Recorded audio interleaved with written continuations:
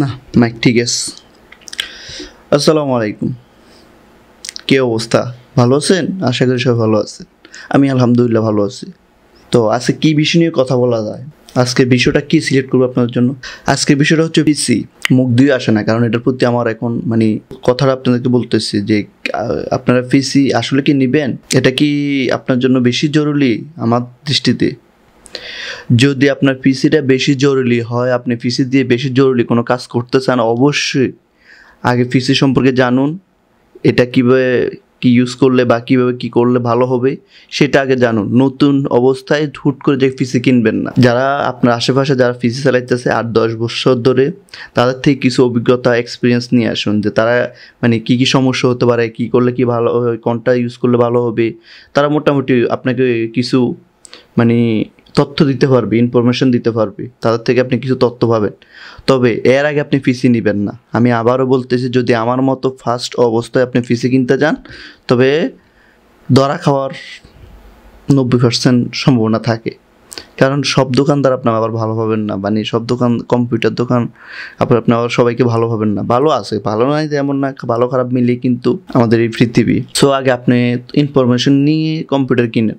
কারণ কম্পিউটার মোটামুটি যারা বিভিন্ন অনলাইনে কাজ করে, তারা মোটামুটি কম্পিউটার বা ল্যাপটপ এটি ইউজ করতে ভালোবাসে। তো বেশিরভাগ সময় কিন্তু এগুলা বিভিন্ন সমস্যা দেখা দেয়। আমি নিজে ওইটার সম্মুখীন হয়েছি বারবার। আমার পিছনে যে আমার পিসি দেখতেছেন, এটা অনেক নষ্ট হয়েছে, আমার অভিজ্ঞতা থেকে আমি বলতেছি।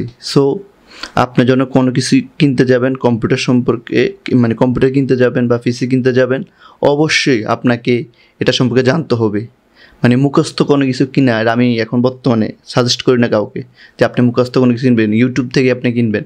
ইউটিউবে তো অনেক কিছু দেখায়, বাট সব ইনফরমেশন কিন্তু সত্য নয়। সো আপনাকে আগে নিজে দেখতে হবে যে আপনার কোনটা ইউজ করলে ভালো হবে, কোনটা ইউজ করলে খারাপ হবে। আমার কথায় আপনি আকৃষ্ট হয়ে যায়, আপনি কম্পিউটার বা পিসি কিনে নেবেন যে ভাই আপনি এটা বলছেন আমি কিনছি, দরকার নেবে। আপনি নিজেরটাকে নিজে খোঁজেন, দেখেন আপনার পছন্দ হয় কি না, আপনি কোনটা করলে ভালো হবে, কোনটা করলে খারাপ হবে, সেটা আপনাকে জানতে হবে। আপনি কারো কথা দোষ দিয়ে যে ফাল ফেরে কিনবেন, পরে আবার বলবেন যে ভাই আপনার কথাই কিনছি, আপনার কে বলছে ওনার কথা কিনতে? আপনি খোঁজখবর নেন, নিয়ে তারপরে কম্পিউটার কিনেন। কারণ কম্পিউটারের graphics card, SSD, RAM, generation, power supply, তারপর হার্ড ডিস্ক, মাদারবোর্ড, বিভিন্ন জিনিস ভাই, সব কিছু সম্পর্কে জানতে হবে। আমি তো সব কিছু সম্পর্কে জানি তাও না, কিন্তু এখনও আমার অনেক কিছু জানার বাকি রয়েছে। অনেক সময় খারাপ ভালো মিক্স করা আমাদের আসলে অনেক প্রোডাক্ট, তো কম্পিউটার প্রোডাক্টের অভাব নাই, পিসির প্রোডাক্টের অভাব নাই।